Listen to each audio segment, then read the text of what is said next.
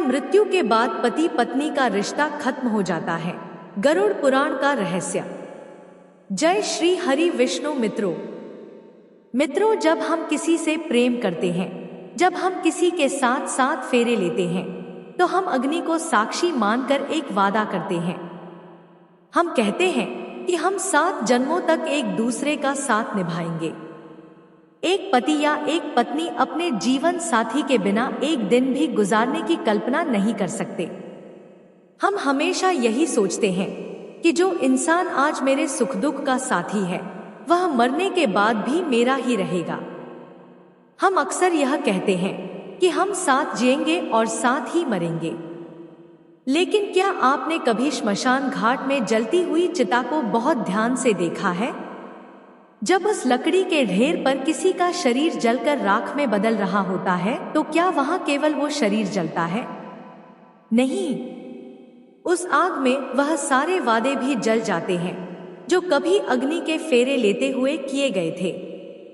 उस राख के साथ 7 जन्मों का वह भ्रम भी हवा में उड़ जाता है, जिसे हम जीवन भर सच मानकर सीने से लगाए बैठे थे। आज हम गरुड़ पुराण के उस सबसे कड़वे और गहरे सच का सामना करेंगे जिसे कोई भी आम इंसान सुनना नहीं चाहता। जब शरीर ही नहीं बचेगा तो वह 7 जन्मों का साथ कहाँ जाएगा? जो इंसान आज आपके बिना एक पल नहीं रह सकता, क्या मरने के बाद वो किसी अनजान दुनिया में आपका इंतजार करेगा? यह सच आपको अंदर तक हिला देगा, क्योंकि ब्रह्मांड का नियम हमारी भावनाओं से नहीं चलता। जरा सोचिए उस पल के बारे में जब किसी की आखिरी सांस टूटती है, शरीर बिस्तर पर निढाल पड़ा है, पत्नी अपने पति के सीने से लगकर रो रही है, या एक पति अपनी पत्नी के बेजान हाथों को पकड़कर विलाप कर रहा है। उस वक्त वह आत्मा जो अभी अभी शरीर से बाहर निकली है, वह कहीं दूर आसमान में नहीं जाती, वह वहीं उसी कमरे की छत के पास मौजूद होती है। शुरुआत के कुछ पलों में तो उस आत्मा को समझ ही नहीं आता कि उसके साथ क्या हुआ है। उसे अपना शरीर वैसा ही महसूस होता है जैसा जिंदा रहते हुए था। वह देखती है कि उसका जीवन साथी उसके लिए तड़प रहा है। उस आत्मा के अंदर मोह का एक ऐसा बवंडर उठता है जिसे शब्दों में नहीं बताया जा सकता। वह आत्मा भागकर अपने जीवन साथी के पास जाती है। वह उसके आंसू पोंछना चाहती है, वह उसे गले लगाना चाहती है। वह चीख चीख कर कहती है कि रो मत, मैं यहीं हूं, मैं मरा नहीं हूं। लेकिन उसकी वह चीख कोई नहीं सुन पाता। उसके हाथ अपने ही जीवन साथी के शरीर के आर पार निकल जाते हैं। वह आत्मा बेबस होकर हवा में हाथ पैर मारती है। उसे पहली बार यह एहसास होता है कि जिस शरीर को वह अपना समझती थी, जिस इंसान को वह अपनी जान कहती थी, अब उन दोनों के बीच एक ऐसी दीवार खड़ी हो गई है जिसे दुनिया की कोई ताकत नहीं तोड़ सकती। गरुड़ पुराण कहता है कि मृत्यु के बाद पहले कुछ दिनों तक आत्मा अपने ही घर के चक्कर काटती रहती है। वह उसी बेडरूम में जाती है जहां वह सोती थी। वह उसी डाइनिंग टेबल के पास खड़ी होती है जहां बैठकर वह खाना खाती थी। सबसे ज्यादा तड़प उसे तब होती है जब रात के अंधेरे में उसका जीवन साथी उस खाली बिस्तर को देखकर रोता है। आत्मा भी उसके साथ रोती है। उसे लगता है कि काश कोई चमत्कार हो जाए, काश वह वापस उस मिट्टी के पुतले में घुस सके और कह सके कि मैं लौट आया। लेकिन जैसे जैसे दिन बीतते हैं, और खास तौर पर जब परिवार वाले 13वीं का संस्कार करते हैं और पिंडदान करते हैं, तब उस आत्मा के ऊपर से मोह का वह भारी पर्दा धीरे धीरे हटने लगता है। पिंडदान कोई रस्म नहीं है, यह जीवित लोगों की तरफ से उस आत्मा को दिया गया एक कठोर संदेश है। इस संदेश का मतलब होता है कि अब तुम्हारा और हमारा लेन देन पूरा हुआ, तुम्हारा समय इस घर में खत्म हो गया। अब तुम हमारा मोह छोड़कर अपनी आगे की यात्रा पर जाओ। यहीं से उस सच की शुरुआत होती है जिसे हमारे मुनियों ने ऋणानुबंध कहा है। ऋणानुबंध यानी कर्मों का कर्ज, कर्मों का लेन देन। हम जिसे प्यार कहते हैं, जिसे हम जन्म जन्म का साथ कहते हैं, वह असल में प्रकृति का एक बहुत बड़ा खाता है।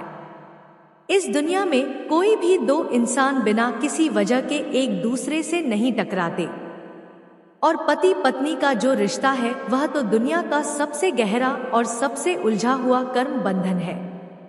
यह कोई संयोग नहीं है कि अरबों की भीड़ में आपकी शादी उसी एक इंसान से होती है। आप दोनों पिछले किसी जन्म में एक दूसरे से बहुत गहरे जुड़े हुए थे।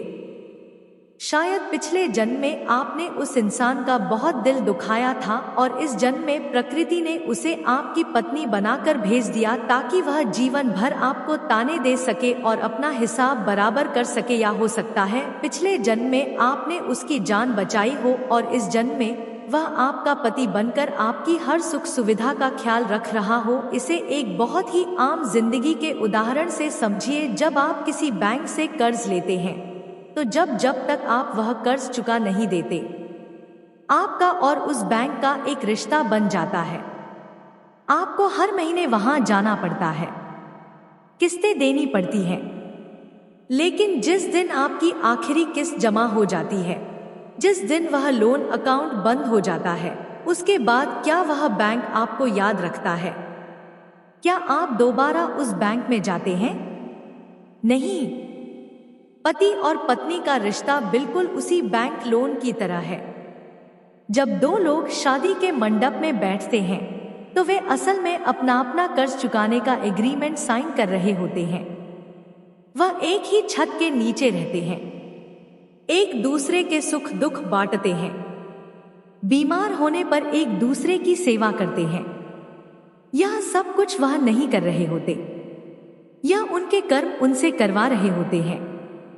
और जिस पल जिस सेकंड वह कर्मों का हिसाब शून्य हो जाता है, वह लेन देन पूरा हो जाता है, ठीक उसी पल मृत्यु आ जाती है। मौत किसी बीमारी से नहीं आती, मौत किसी एक्सीडेंट से नहीं आती। मौत तब आती है जब उस इंसान का आपके साथ लिखा हुआ दाना पानी और कर्मों का खाता हमेशा के लिए बंद हो जाता है। और जैसे ही वह खाता बंद होता है, मृत्यु के ठीक बाद वह पति और पत्नी का पवित्र रिश्ता ब्रह्मांड के स्तर पर उसी क्षण राख हो जाता है। यह बात सुनने में बहुत भयानक लगती है, दिल को चीर देती है, लेकिन गरुड़ पुराण का यही अटल सत्य है। मृत्यु के उस पार कोई किसी का पति नहीं है, कोई किसी की पत्नी नहीं है। आत्मा का अपना कोई रूप नहीं होता, आत्मा का कोई लिंग नहीं होता। वो ना आदमी है ना औरत। आदमी और औरत तो वह कपड़े थे जो आत्मा ने धरती पर पहने थे। जब शरीर ही श्मशान में जल गया तो वह पति होने का या पत्नी होने का ठप्पा भी उसी आग में जलकर खाक हो गया। जो बचता है वह एक आजाद चेतना है जो बिल्कुल अकेली है। अब आपके मन में एक बड़ा सवाल तूफान मचा रहा होगा कि अगर मौत के बाद रिश्ता खत्म ही हो जाता है तो फिर 7 जन्मों के साथ का क्या मतलब है? क्या हमारे बुजुर्गों ने हमें धोखा दिया है? नहीं, धोखा नहीं दिया। हमने बस उनकी बात को गलत समझ लिया। हमने फिल्मों को देखकर यह मान लिया कि 7 जन्मों का मतलब है कि जो आज मेरा पति है वह अगले जन्म में भी घोड़ी चढ़कर मेरे ही घर बारात लाएगा। ऐसा नहीं होता। कर्मों का विज्ञान बहुत ही रहस्यमयी है। अगर इस जन्म में पति और पत्नी के बीच बहुत ज्यादा मोह रह गया है या उनका आपस में बहुत बड़ा हिसाब बाकी रह गया है जो मौत की वजह से अचानक अधूरा छूट गया, तो वे अगले जन्म में फिर से एक दूसरे के संपर्क में आएंगे, लेकिन उनके रिश्ते बदल चुके होंगे। प्रकृति ऊर्जा को नष्ट नहीं करती, वो सिर्फ रूप बदलती है। हो सकता है जो इस जन्म में आपका पति था और जिसने आप पर बहुत हुक्म चलाया था वह अगले जन्म में आपके ही घर में आपका नौकर बनकर पैदा हो जाए, ताकि वह अपनी मनमानी का कर्ज चुका सके। हो सकता है जो इस जन्म में आपकी पत्नी थी वह अगले जन्म में आपकी बेटी बनकर आए, और अगर आप दोनों के बीच बहुत ज्यादा नफरत और क्लेश था तो हो सकता है अगले जन्म में आप एक दूसरे के सबसे बड़े दुश्मन बनकर पैदा हो, ताकि नफरत का वह उबलता हुआ घड़ा खाली हो सके। इसलिए यह जो हम सोचते हैं कि हम मरेंगे और स्वर्ग के दरवाजे पर हमारा जीवन साथी हमारा इंतजार कर रहा होगा, यह केवल इंसानी मन का एक दिलासा है। वहां कोई किसी का इंतजार नहीं करता। हर आत्मा को अपना बोझ खुद उठाना पड़ता है और अपने रास्ते खुद तय करने पड़ते हैं। गरुड़ पुराण में बहुत ही साफ शब्दों में बताया गया है कि यमलोक में यमराज यह नहीं पूछते कि तुम किसकी पत्नी हो या तुम किसके पति हो। वहां जो तराजू रखा है उसमें केवल आपके अपने कर्म तोले जाते हैं। अगर पति ने जीवन भर पुण्य किए हैं और पत्नी ने केवल दूसरों की चुगली की है और पाप किए हैं, तो पति की आत्मा को किसी उच्च लोक या स्वर्ग में भेज दिया जाएगा, जबकि पत्नी की आत्मा को नरक या किसी निचली योनि में धकेल दिया जाएगा। दोनों के रास्ते हमेशा हमेशा के लिए अलग हो जाएंगे। वहां कोई ऐसा कानून नहीं है जो यह कहे कि यह धरती पर पति थे तो इन्हें एक ही जगह दी जाए। वहां आप बिल्कुल अकेले हैं। यही वजह है कि हमारे शास्त्रों में बार बार कहा गया है कि किसी भी इंसान के मोह में इतना अंधा मत हो जाओ कि तुम उस ईश्वर को ही भूल जाओ जो तुम्हारा असली साथी है। किसी से प्रेम करना बहुत अच्छी बात है। दाम्पत्य जीवन को अच्छे से निभाना आपका धर्म है, लेकिन किसी इंसान के बिना अपनी जिंदगी को खत्म मान लेना सबसे बड़ी मूर्खता है। अक्सर हम समाज में देखते हैं कि जब किसी के जीवन साथी की मौत हो जाती है तो पीछे रहने वाला इंसान अपनी जिंदगी को नर्क बना लेता है। वह सालों तक उस मरने वाले के कपड़े सीने से लगाकर रोता है। वह उसकी तस्वीरों से बातें करता है। वह खाना पीना छोड़ देता है और बस यही कहता रहता है कि तुम मुझे छोड़कर क्यों चले गए? भगवान मुझे भी उठा ले, मैं तुम्हारे पास आना चाहता हूं। हम लोग ऐसे इंसान को देखकर बहुत भावुक हो जाते हैं। हम कहते हैं कि देखो, इसे कहते हैं सच्चा प्यार। इसके जैसा प्यार तो आज के जमाने में कोई कर ही नहीं सकता। लेकिन अगर आप गरुड़ पुराण और अध्यात्म की नजर से देखेंगे तो यह कोई प्यार नहीं है। यह उस जाने वाली आत्मा के साथ किया गया सबसे भयानक अपराध है। जी हाँ, अपराध। जब आप मृत व्यक्ति के लिए लगातार रोते हैं, जब आप अपनी भावनाओं का भारीपन उसके ऊपर डालते हैं, तो वह आत्मा जो अपनी आगे की यात्रा पर निकलने की कोशिश कर रही है, वह आपके मोह के कारण पीछे खींचने लगती है। आपके आंसू उस आत्मा के पैरों में लोहे की बेड़ियां बन जाते हैं। गरुड़ पुराण में एक वैतरणी नदी का जिक्र आता है। कहा जाता है कि जब परिजन बहुत ज्यादा रोते हैं तो उनके आंसुओं से वह वैतरणी नदी और ज्यादा भयानक हो जाती है। उसमें बाढ़ आ जाती है और उस आत्मा के लिए उस नदी को पार करना असंभव हो जाता है। वह आत्मा ना तो आगे जा पाती है और ना ही वापस आपके पास लौट पाती है। वह बीच के एक अंधेरे आयाम में फंस जाती है। शास्त्रों में इस फंसे हुए आयाम को प्रेत योनि कहा गया है। जब कोई आत्मा अपनों के मोह या अपनों के रोने धोने के कारण धरती के वायुमंडल में ही कैद रह जाती है तो वह अकल्पनीय कष्ट भोगती है। उसे भूख लगती है पर उसके पास खाने के लिए शरीर नहीं होता। उसे प्यास लगती है पर वह पानी नहीं पी सकती। वह बस अपने ही घर की दीवारों को देखती रहती है और तड़पती रहती है। जरा सोचिए, जिस इंसान से आप इतना प्यार करते थे, क्या आप अपने आंसुओं की जंजीर से बांधकर उसे प्रेत बनाना चाहेंगे? क्या आप चाहेंगे कि वह आपके मोह की वजह से सालों तक अंधेरे में भटके? अगर आप अपने जीवन साथी से सच में प्रेम करते हैं तो मौत के बाद उसे आजाद कर दीजिए। सच्चा प्रेम वह है जो मुक्त करता है, जो पिंजरे में नहीं बांधता। उसके लिए प्रार्थना कीजिए। उसके नाम से गरीबों को भोजन कराइए। अच्छे कर्म कीजिए और अपने मन में यह भाव लाइए कि हमारा और तुम्हारा साथ बस यहीं तक था। तुमने मुझे जो भी खुशियां दी उसके लिए बहुत बहुत धन्यवाद। अब तुम बिना किसी चिंता के अपनी आगे की यात्रा पर जाओ और ईश्वर के प्रकाश में विलीन हो जाओ। जब आप इस मजबूत और सच्चे भाव से उसे विदा करते हैं तो उस आत्मा का सारा बोझ उतर जाता है और उसे तुरंत शांति मिल जाती है। यहाँ पर एक और बहुत बड़ी गलती का जिक्र करना जरूरी है जो बहुत से लोग अनजाने में कर बैठते हैं। कई बार जब जीवन साथी बिस्तर पर आखिरी सांसें गिन रहा होता है तो दूसरा साथी रोते हुए कुछ ऐसे वादे कर लेता है जो नहीं करने चाहिए, जैसे कि मैं तुम्हारे बिना कभी दूसरी शादी नहीं करूंगा, या मैं बहुत जल्द तुम्हारे पास आ जाऊंगा, या फिर मरते हुए इंसान से कहना कि तुम वहां से हमेशा मेरा और बच्चों का ख्याल रखना। आध्यात्मिक विज्ञान में इन वादों को एक बहुत बड़ा श्राप माना गया है। मौत के वक्त इंसान का अवचेतन मन 100 गुना ज्यादा सक्रिय होता है। उस वक्त किया गया कोई भी संकल्प आत्मा के साथ चिपक जाता है। अगर मरने वाले ने आपके रोने की वजह से यह बात अपने मन में बैठा ली कि उसे आपका ख्याल रखना है, तो वह आत्मा अपनी मुक्ति का रास्ता छोड़कर एक सूक्ष्म साया बनकर आपके इर्द गिर्द ही घूमती रहेगी। वह साया आपकी रक्षा तो करने की कोशिश करेगा, लेकिन इस धरती के आयाम में टिके रहने के लिए उसे ऊर्जा चाहिए, और वह ऊर्जा वह कहाँ से लेगा? वो आपकी ही जीवन ऊर्जा को चूसना शुरू कर देगा। नतीजा यह होता है कि जो इंसान जीवित है वो धीरे धीरे बीमार पड़ने लगता है। उसके चेहरे की चमक उड़ जाती है।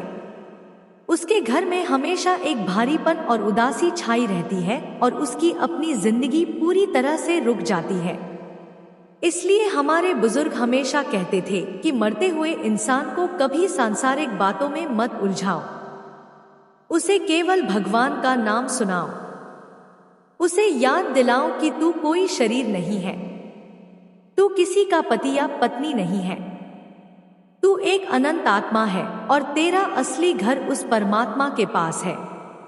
अब जरा ठहर कर सोचिए कि इस पूरे गहरे विज्ञान का मौत के इस डरावने सच का हमारी आज की जिंदगी से क्या लेना देना है। यह सब जानकर हमें क्या शिक्षा मिलती है? क्या हमें प्यार करना छोड़ देना चाहिए? क्या हमें सन्यासी बन जाना चाहिए? बिल्कुल नहीं, बल्कि यह ज्ञान हमें यह सिखाता है कि हमें प्यार कैसे करना चाहिए। इसकी पहली और सबसे बड़ी शिक्षा यह है कि हमारे अंदर का अहंकार कितना खोखला है। हम रोज छोटी छोटी बातों पर अपने जीवन साथी से झगड़ते हैं। हम उसे नीचा दिखाने का कोई मौका नहीं छोड़ते। हम कहते हैं कि तुम मेरे बिना कुछ नहीं हो, मैंने तुम्हारे लिए अपनी पूरी जिंदगी बर्बाद कर दी। हम एक ही छत के नीचे रहते हुए महीनों तक एक दूसरे से बात नहीं करते। लेकिन जब आप यह जान लेते हैं कि यह रिश्ता केवल कुछ समय की मोहलत है, कि मौत की एक छोटी सी सांस आते ही यह सारा अहंकार, यह सारी शिकायतें, यह सारे ताने मिट्टी में मिल जाएंगे, तो क्या यह झगड़ा कोई मायने रखता है? जिस इंसान पर आप आज अपना अधिकार जमा रहे हैं, कल जब उसकी सांसें रुकेंगी तो आप उसे एक रात भी अपने घर में नहीं रख पाएंगे। लोग कहेंगे कि इसे जल्दी घर से बाहर निकालो। अब यह इंसान नहीं, केवल एक लाश है। इसलिए जब तक आप जिंदा हैं, जब तक आपके सीने में धड़कन है, अपने इस रिश्ते की पूरी कदर कीजिए। अपने जीवन साथी का सम्मान कीजिए। उसकी गलतियों को माफ करना सीखिए, क्योंकि यह जो समय आपको मिला है, यह हिसाब बराबर करने का समय है। अगर आप इस जन्म में अपने जीवन साथी को खून के आंसू रुलाएंगे, उसे धोखा देंगे या उसकी भावनाओं को कुचलेंगे, तो याद रखिए यह कहानी मौत के साथ खत्म नहीं होगी। आपको वह सारा दर्द, वह सारी तड़प अगले जन्म में सूद समेत वापस मिलेगी। प्रकृति का न्याय बहुत सख्त होता है। जो लोग अपने पति या पत्नी को धोखा देकर किसी और के साथ संबंध बनाते हैं, गरुड़ पुराण में उनके लिए जो सजाएं लिखी हैं, वह सुनकर ही रूह कांप जाती है। विवाह कोई मजाक नहीं है। यह केवल दो शरीरों का नहीं बल्कि दो आत्माओं का मिलन है। जब आप इस रिश्ते में झूठ और धोखा मिलाते हैं तो आप सीधे ईश्वर के बनाए हुए नियम का अपमान करते हैं और इसके लिए आत्मा को बहुत लंबे समय तक अंधकार में सड़ना पड़ता है। दूसरी सबसे बड़ी शिक्षा जो हमें मिलती है वह यह है कि मोह और प्रेम के बीच के फर्क को पहचानना। हम जिसे प्यार समझते हैं वह असल में हमारा मोह होता है, हमारी आसक्ति होती है। मोह हमेशा इंसान को दुख देता है क्योंकि मोह किसी भी चीज को मुट्ठी में कैद करना चाहता है। हम चाहते हैं कि हमारा जीवन साथी हमेशा हमारी नजरों के सामने रहे, वो हमेशा जवान रहे, वह वही करे जो हमें पसंद है। और जब वह बदलता है या जब वह हमें छोड़कर मौत के मुंह में चला जाता है तो हम अंदर से टूट जाते हैं। यह मोह की निशानी है, लेकिन प्रेम इसके बिल्कुल उलट है। प्रेम इंसान को आजादी देता है। प्रेम यह जानता है कि हम दोनों अलग अलग मुसाफिर हैं, जो कुछ समय के लिए एक साथ एक सफर पर निकले हैं। इसे एक ट्रेन के सफर की तरह समझिए। आप ट्रेन में बैठते हैं, सामने की सीट पर एक दूसरा मुसाफिर आकर बैठ जाता है। आप उसके साथ खाना बांटते हैं, आप उससे बातें करते हैं, आप दोनों साथ मिलकर हंसते हैं।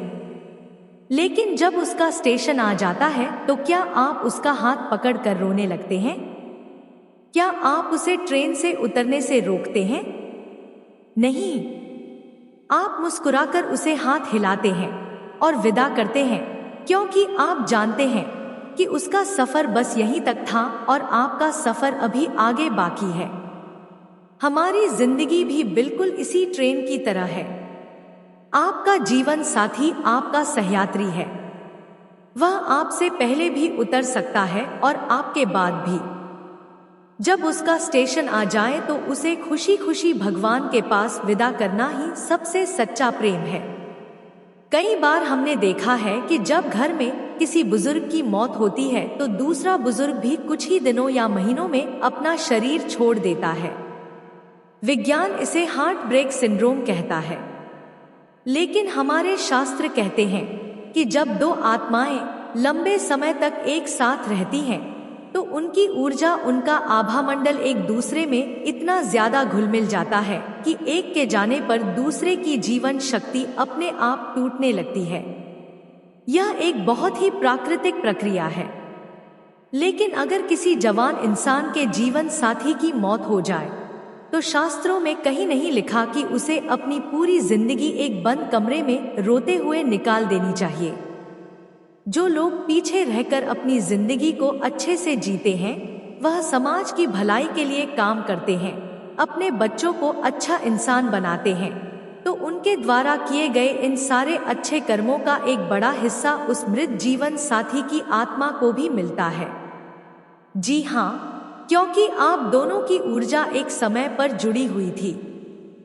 आपका अच्छे से मुस्कुराकर जीना उस जाने वाले इंसान की आत्मा को ताकत देता है और आपका दिन रात छाती पीट कर रोना उसे नरक जैसी तकलीफ देता है। अब उस सबसे अंतिम और सबसे बड़े रहस्य की बात करते हैं, जो हमें यह समझाता है कि इस ब्रह्मांड में हमारा असली रिश्ता किसके साथ है। दुनिया के जितने भी रिश्ते हैं, चाहे वह माँ बाप हो, भाई बहन हो, पति पत्नी हो या बहुत प्यारे दोस्त हो, यह सब इस शरीर के रिश्ते हैं। यह मिट्टी के पुतले के रिश्ते हैं। जब यह पुतला नहीं रहेगा तो यह रिश्ते भी धुएं की तरह उड़ जाएंगे। आत्मा जब नया शरीर धारण करेगी तो उसे नए माता पिता मिलेंगे, नया जीवन साथी मिलेगा, नए दोस्त मिलेंगे। वो पिछले जन्म के हर चेहरे को भूल जाएगी। तो फिर वह कौन सा रिश्ता है जो कभी नहीं टूटता? वह कौन सा साथी है जो चिता की आग में नहीं जलता, जो मौत के बाद भी हमारा हाथ नहीं छोड़ता? वह साथी कोई इंसान नहीं, वह साथी केवल और केवल परमात्मा है। हमारी आत्मा असल में उस परमपिता परमात्मा का ही एक छोटा सा अंश है। हमारा सबसे सच्चा, सबसे गहरा और सबसे पक्का रिश्ता केवल उस ईश्वर के साथ है। वही हमारा असली जीवन साथी है, वही हमारा असली रक्षक है। कबीर दास जी ने बहुत खूब कहा था कि यह आत्मा एक दुल्हन है और परमात्मा उसका दूल्हा है। जब तक यह आत्मा उस परमात्मा के घर वापस नहीं लौट जाती, तब तक यह अलग अलग शरीरों में जन्म लेकर इसी तरह रोती और भटकती रहेगी। हम इंसानों की सबसे बड़ी त्रासदी यही है कि जो रिश्ते नाशवान हैं, जो आज है और कल राख हो जाएंगे, हम उनमें अपनी पूरी जान निकाल कर रख देते हैं। हम उन इंसानों से ऐसी ऐसी उम्मीदें लगा बैठते हैं जो केवल एक भगवान ही पूरी कर सकता है। और फिर जब वह इंसान हमारी उम्मीदें तोड़ता है या हमें अकेला छोड़कर चला जाता है, तो हम कहते हैं कि भगवान ने हमारे साथ बहुत बुरा किया। जबकि भगवान हमें हर एक मौत के साथ, हर एक बिछड़ते हुए इंसान के साथ यह संदेश दे रहा होता है कि हे मूर्ख इंसान, तू कहाँ उलझा हुआ है। यह संसार केवल एक सराय है, यह कोई तेरा हमेशा का घर नहीं है। यह जो लोग तेरे आसपास खड़े हैं, यह केवल तेरे कर्मों के कर्जदार हैं। यह तेरे असली साथी नहीं है। तेरा असली घर तो मेरे पास है। तू मुझसे प्रेम कर, मैं तुझे कभी छोड़कर नहीं जाऊंगा। इसीलिए आज के बाद अपनी जिंदगी को एक नए नजरिए से देखना शुरू कीजिए। अपने जीवन साथी से बेइंतहा प्रेम कीजिए। उसकी हर एक जिम्मेदारी को पूरी ईमानदारी से निभाइए। अगर वह बीमार है तो रात रात भर जागकर उसके सिरहाने बैठिए। अगर वह परेशान है तो उसका हाथ पकड़कर उसे हिम्मत दीजिए। अपने घर में एक स्वर्ग जैसा माहौल बनाइए, लेकिन अपने मन के किसी एक कोने में, अपने दिल की सबसे गहरी जगह में यह ज्ञान हमेशा जिंदा रखिए कि यह इंसान मेरी जागीर नहीं है। यह ईश्वर की एक अमानत है जो कुछ समय के लिए मेरे हाथों में सौंपी गई है। जिस दिन वह ईश्वर अपनी अमानत वापस मांगेगा, मैं बिना किसी शिकायत के, बिना किसी ड्रामे के इसे हंसते हुए लौटा दूंगा। जब आप इस मजबूत भाव के साथ अपने दाम्पत्य जीवन को झेंगे तो आपके रिश्ते में एक ऐसी अनोखी शांति आ जाएगी जिसकी आपने कभी कल्पना भी नहीं की होगी। फिर आपको अपने जीवन साथी को खोने का वह अंधा और पागल करने वाला डर नहीं सताएगा। आप उस पर शक नहीं करेंगे। आप हर रोज के छोटे छोटे झगड़ों को भूल जाएंगे। आप बस उस आज के पल का, उस वर्तमान का आनंद लेंगे जो आप दोनों के पास है। मौत कोई भयानक राक्षस नहीं है जो आपके अपनों को आपसे छीन लेती है। मौत तो प्रकृति का एक बहुत ही सुंदर नियम है जो पुराने कपड़ों को उतार कर नए कपड़े पहनने का मौका देती है। मृत्यु के उस पार कोई डर नहीं है, वहां केवल एक गहरी शांति है। गरुड़ पुराण का यह ज्ञान इंसानों को डराने के लिए नहीं लिखा गया था। यह ज्ञान इसलिए दिया गया था ताकि हम इंसान इस जिंदगी के बुलबुले को समझें और अपने झूठे अहंकार से बाहर आ सकें। जो इंसान दिल से यह मान लेता है कि कल वो और उसका जीवन साथी श्मशान में एक मुट्ठी राख में बदल जाएंगे, क्या वह आज रात अपने जीवन साथी से मुंह फुलाकर या लड़कर सो सकता है? कभी नहीं। वो उसे माफ कर देगा। वो सारे गिले शिकवे भूल जाएगा।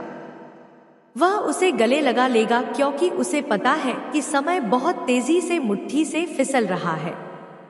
इसलिए दोस्तों, आज रात जब आप सोने जाएं, तो अपने पास सो रहे उस इंसान को, अपने जीवन साथी को एक बार बहुत ही गौर से देखिएगा। उसके चेहरे की लकीरों को देखिएगा। उसके सीने में चल रही धड़कन को महसूस कीजिएगा। वह धड़कन किसी भी दिन, किसी भी पल अचानक रुक सकती है। वह आंखें एक दिन हमेशा हमेशा के लिए बंद हो जाएंगी। इसलिए जो भी कहना है आज ही कह दीजिए। जो स्नेह और अपनापन जताना है वह अभी जता दीजिए। दिल में दबी हुई पुरानी शिकायतों को आज ही बाहर निकालकर दूर कर दीजिए, क्योंकि आने वाले कल का कोई भरोसा नहीं होता। मृत्यु के बाद न कोई संबंध रह जाता है और न कोई अवसर। जो कुछ भी है वह इसी क्षण में है, इसी सांस में है। इसलिए इस पल को पूरी सच्चाई और प्रेम के साथ पूरी तरह जिए। आपको हमारी वीडियो पसंद आई हो तो हमारे चैनल को लाइक और सब्सक्राइब करें। कमेंट बॉक्स में जय श्री कृष्ण अवश्य लिखें। राधे राधे मित्रों।